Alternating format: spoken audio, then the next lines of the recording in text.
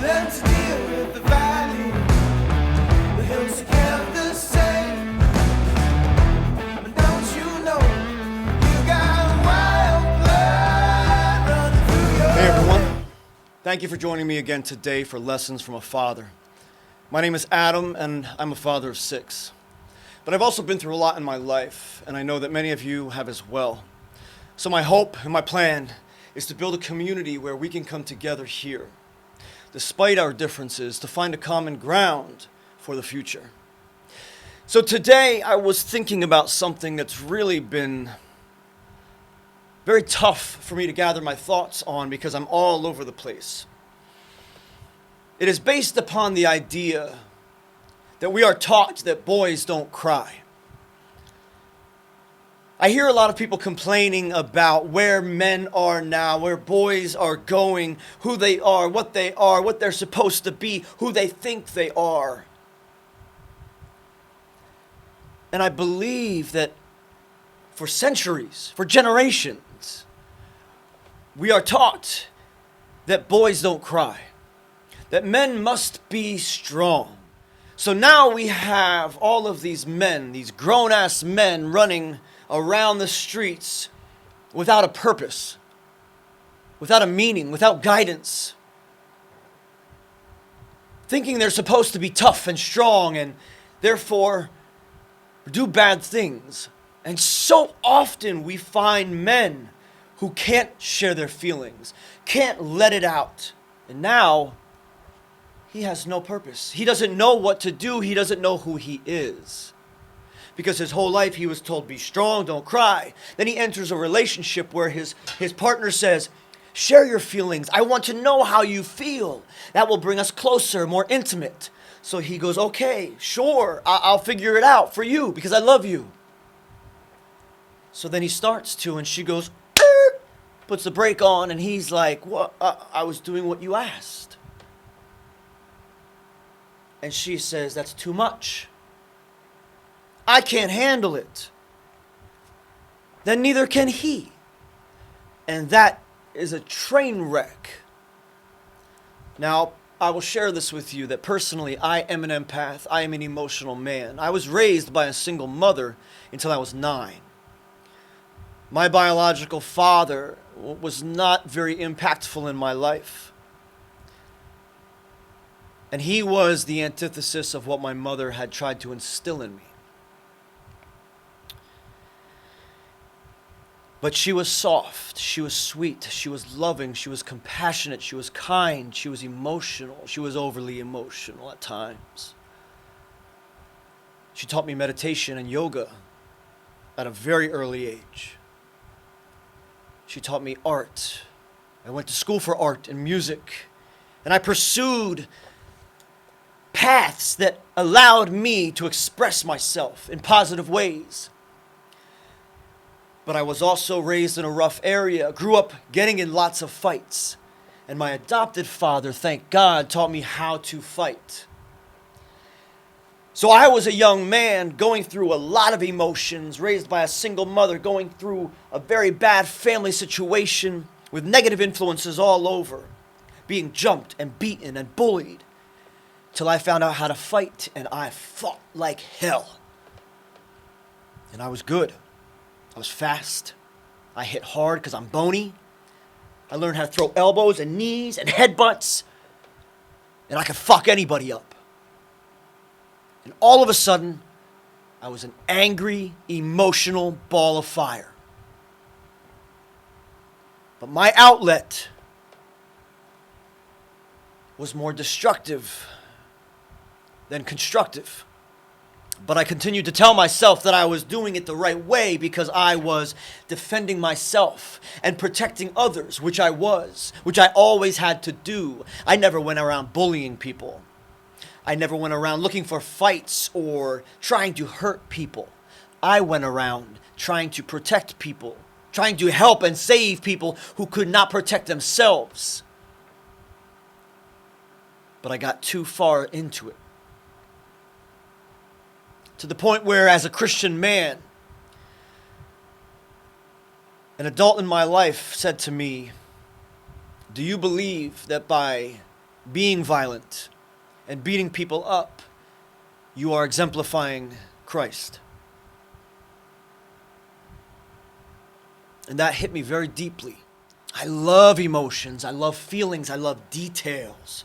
I love sharing them, I love hearing them and receiving them. It allows you to understand someone so much more. It allows you to connect to someone in a way that you couldn't do without all those details. But so many people are raised and brought up to be afraid of emotions, to put up walls to protect themselves. But those walls keep people out. Those walls don't just protect you. They push people away because people keep trying to get in and get in and get in, and they hit a wall every time. And it hurts. Emotion is the bloodline of life. That is what we experience on a daily basis. That is what we go through. That is what allows us to feel. And if we can't share what we feel openly and honestly, in a way that is received, allowed, and accepted by others or by someone else, at some point we stop and give up. And then we do what that person has done, put up walls to protect ourselves, to protect our feelings. And it's just this horrible cycle of making more and more people unhealthy. So how do we get to a place where he is encouraged to share his feelings and she is encouraged to receive them? And I say he and she, but yes, we can generalize those positions and it can be whatever you are in. I don't mind saying that one bit. Because whoever you are, you have got to understand your own feelings and emotions so that you are capable of understanding and receiving someone else's. So that you are then able to teach your children. It is okay to feel. It is good to feel. It is good to share. It is good to give. It is good to let it out. Otherwise, we end up with a whole lot of confused people. Confused and hardened people.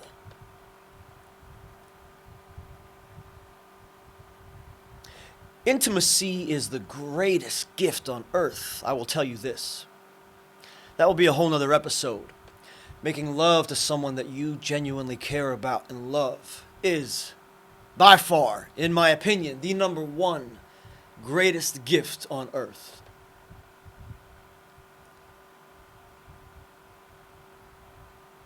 But until you are emotionally healthy, you can only go so far with intimacy. Sex will only take you to certain places in certain directions. If you are emotionally healthy and you are with a partner who is also emotionally healthy, intimacy can be a whole new way of life. Being in tune with someone. So men, understand why you feel what you feel. Look into it. I feel so saddened for people who can't look at their past, can't look at their mistakes, can't look at their choices, can't look at their hurts, can't look at their shortcomings or their faults because it hurts too much. Because something was instilled in them early on or something affected them in some way that just hurts too much. But until you can do that and look at yourself, look at your past, go through that pain and that hurt for the way that you fucked up, you can't have a healthy relationship. You just can't. We focus a lot and we accept the idea that physical health is number one. We work out, we stay healthy, we exercise, we eat well. Physical health is a priority for many people. But you can only grow and go so far with physical health. We are battling a new era of addiction and depression and suicide. And with COVID, we are in a place that we've never been. And many of us have no idea what is coming, what to do, how to move forward. But if you are in a safe and healthy mental and emotional state, everything happening extraneous or outside of you will affect you physically, will affect your situation, but it will not affect you internally. And that is the goal. So here I invite you to share your feelings, to write down in the comments your thoughts, your emotions, to contact me directly. Far too many of the men that I have worked with in my mentorships have been so afraid to open up and tell me how they really feel. And unfortunately, that is what leads many of them to addictions. So many of them are now battling these addictions as well as still not having an understanding of who they are because they were never allowed to. They were never encouraged to. They were never assisted to. Fathers and men, it's very important that you embrace your partner. You embrace your partner's feelings. You hold them with them, but you accept them as truth. Because if you continue to say, I understand that's how you feel, but you are not genuinely compassionate about how they feel, and you are not prepared to do something to help, assist, and aid how they feel, what is that doing? What is it doing to say, I see that's how you feel, and then you do nothing? That does not show love. That does not show care and compassion, a desire to want and help who you are with. So when we say, thank you for sharing that, I understand that's how you feel, what can I do to help you? Wow. And if you are fully prepared to do something that they need, to do something that allows them to feel loved by you, that will bring you closer. And that will improve your intimacy. We're going to get into another episode because, as I said earlier, making love is very special and important. And I have a lot to say about that. But for now, if you and your partner are both in a place where you can share, accept, receive, and then help with their feelings and emotions, your intimate connection will be like you've never, ever felt. But remember, please, if they are unwilling to do the same in turn, if they are unable to reciprocate the same thing to you, stop. Stop. Because there comes a point where there are people who only receive and do not give back, do not give in return. That is someone that you need to peacefully walk away from. So friends and family, I thank you for watching again today. Those are my thoughts for the moment. My name is Adam. I'm a father of 6. I'm excited to share with you my journey so far because I've been through a lot. And I know you have as well. And I hope that you and I can come together despite our differences. So let's change the world starting now. Thanks for watching. Learn to deal with the violence.